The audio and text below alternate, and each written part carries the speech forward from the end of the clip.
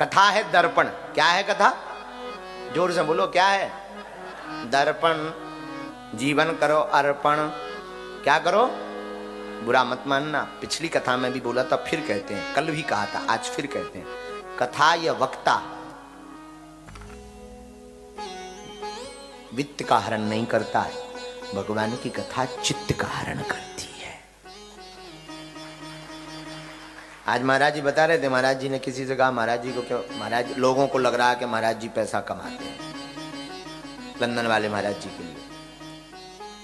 कथा हम ना तो पाउंड कमाने के लिए आए हैं, ना कोई करवा सकता है, हमारी इतनी महंगी कथा है। हाँ सच बता रहे, क्योंकि हम दान पर कभी रुपया पर कथा करते ही नहीं, हम तो हनुमान पर कथा करते हैं। और आपको हम करोड़ों की बात बता दें, शायद सुनकर तुम्हें आश्चर्य लगेगा, हम लंदन घूमने के लिए या आपसे पैसा कमाने के लिए नहीं आए, हम बालाजी के द्वारा भेजे हुए जगाने आए हैं। और जगा कर मानेंगे, चाहे आप चाहे जैसे जगना, बिल्कुल गांठ बांध लेना, चाहो तो चमत्कार देखकर जगना या कथा सुनकर जगना, और जब तक घर घर रामचरितमानस का पाठ प्रारंभ नहीं होगा, मस्तक पर तिलक नहीं लगेगा, तब तक हम गम नहीं खाएंगे। हाँ, ये बिल्कुल सावधानी पूर्वक सुन लीजिए। इसलिए कथा दर्पण है। क्या है कथा? चारों घाटों पर कथा चल रही है।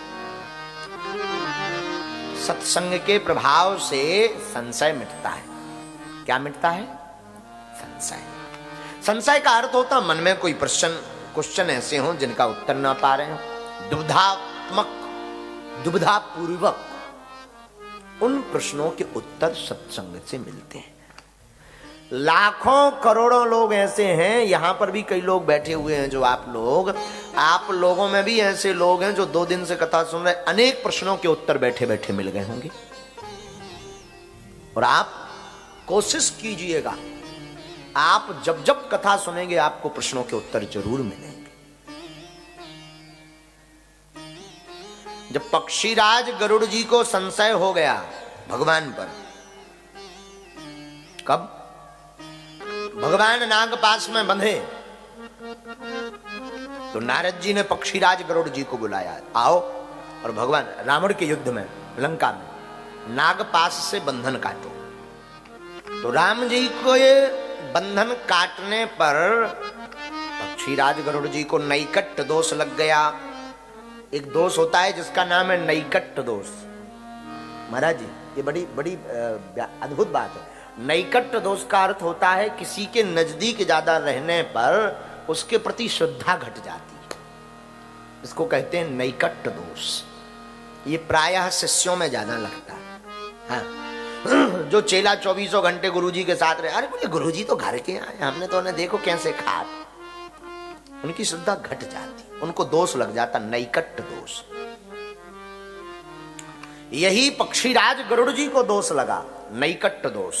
वाह, अगर ये भगवान है तो हमसे बंधन क्यों कटवाए, खुद छोड़ लेते, हमारी क्या जरूरत?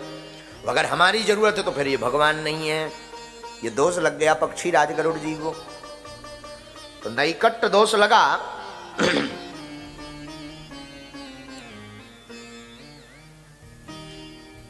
तो नारद जी के पास मोह दूर कराने के लिए गए, तो नारद जी ने कहा, देखो भाई इसकी दवा हमारे पास नहीं है, कहीं और जाओ। ब्रह्मा जी के पास गए। ब्रह्मा जी बोले, भाई जो दोष तुमको लगा वही हमको भी लगा था, जो तुम्हें बीमारी हुई थी वो हमें भी हुई। तो पक्षीराज गरुड़ जी बोले, कब? जहीं बहुबार नचावा मोही, हमें भी इस दोष ने, इस बीमारी ने बहुत बार नचाया। भागवत आप पढ़ेंगे तो भागवत में एक बार हुआ ना, भगवान को देख करके ब्रह्मा जी को मोह हो गया कि भगवान कैसे होते, तो सब गौओं का हरण करके ब्रह्मा जी ले गए थे, गोप ग्वालों का हरण करके ले गए थे। तो ब्रह्मा जी बोले, जो दोष तुमको लगा वो हमें पहले लग चुका कई बार। जहीं बहुबार नचावा मोही, सोई व्यापौ विहंग पति तो ही, जो हमें लगा था वही आपको व्याप्त गया है। बोले ये तो ठीक है, पर ये उपाय बताओ इसका, ये कटेगा कैसे, मोह हटेगा कैसे? हमारे मन में संशय हो गया कि ये भगवान नहीं है, ये कैसे दूर होगा? और करोड़ों लोग ऐसे हैं जिनके मन में ये संशय होता है कि भगवान है भी कि नहीं। हाँ, कई बार लगने लगता भगवान है ही नहीं है, अगर भगवान होते तो ये ऐसा होता। कितना भक्त आदमी कैंसर हो गया, कितना भगवान का भक्त था, बताओ इसको रोग बन गया। तो लगने लगता भगवान नाम की कोई चीज नहीं है। इस संशय को ही मिटाने के लिए राम कथा सुनना जरूरी है। तो ब्रह्मा जी बोले देखो भाई, हम तो तुम्हारा संशय मिटा नहीं सकते, एक काम करो। का जाओ, तब ही हो ही सब संशय भंगा। आपका संशय तभी मिटेगा कब? जब बहुकाल करिए सत्संगा। आपका संशय तभी मिटेगा जब आप बहुत दिनों तक सत्संग करेंगे। महाराज जी, ये सत्संग कैसे मिलेगा? राम कृपा वीनु सुलभे न सोई, बिनु सत्संग विवेक न होई। राम कृपा, राम की कृपा के बिना सत्संग नहीं मिलेगा। तो कहां जाएं? एक काम करो, तुम नीलगिरी पर्वत पर जाओ, वहां अनंत काल से सत्संग चल रहा, आज भी चल रहा है। वहीं जाकर के सत्संग सुनो, तभी तुम्हारा मोह भ्रम दूर होगा। नीलगिरी पर्वत पर जैसे ही पहुंचे भैया, सत्संग नहीं सुना, पहुंचते ही संशय भंग हो गया। कागभूषुंडी जी ने पूछा, पक्षीराज हैं चूंकि पक्षियों के राजा हैं गरुड़ जी, तो गरुड़ जी को कागभूषुंडी जी आते देख करके तुरंत खड़े होकर के स्वागत करते हैं। अब कहा कि भगवान आपका आना कैसे हुआ, आप यहां नीलगिरी पर्वत पर पधारे क्यों? तो श्री पक्षीराज गरुड़ जी बोले जिस काम के लिए आए थे वो तो हो ही गया। सुनहु तात जही कारण आयो, जिस काम से हम आए थे सो सब भयं दरस पर पायं। आपके दर्शन मात्र से ही हमारा वो काम सफल हो गया।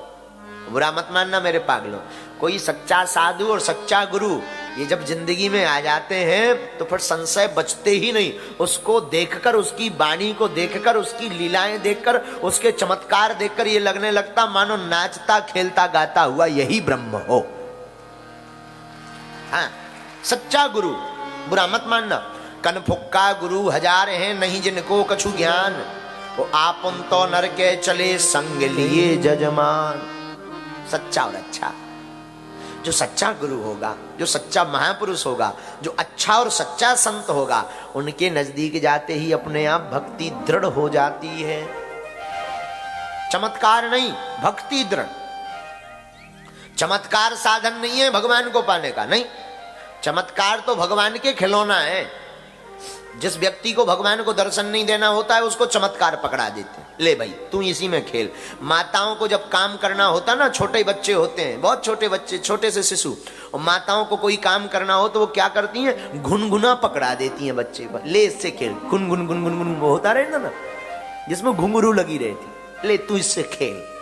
और वो बच्चा भी अगर रो रहा हो ना तो वो छुन छुन छुन छुन सुन सुन करके मस्त हो जाता। और जहां देख लिया माता जी ने कि ये गुनगुना में रम गया, सोई काम में बिजी। लेकिन कई बार बच्चा इतना खतरनाक रोता है कि माता जी वो खिलौना पकड़ाती है, उसको नहीं लेता, फेंक देता, रोता रहता। तब माँ समझ जाती है कि इसको खिलौने की नहीं हमारी जरूरत है, तो हजार काम छोड़ करके वो पहले स्तनपान कराती है।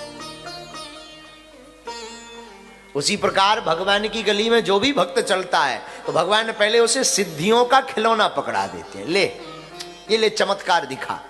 और अगर वो चमत्कार में फंस गया तो भगवान समझ जाते हैं ये तो गया काम से। और अगर कोई चमत्कार को फेंकता हुआ, क्यों? क्योंकि चमत्कार के चक्कर में, नमस्कार के चक्कर में दुनिया पीछे पड़ जाती।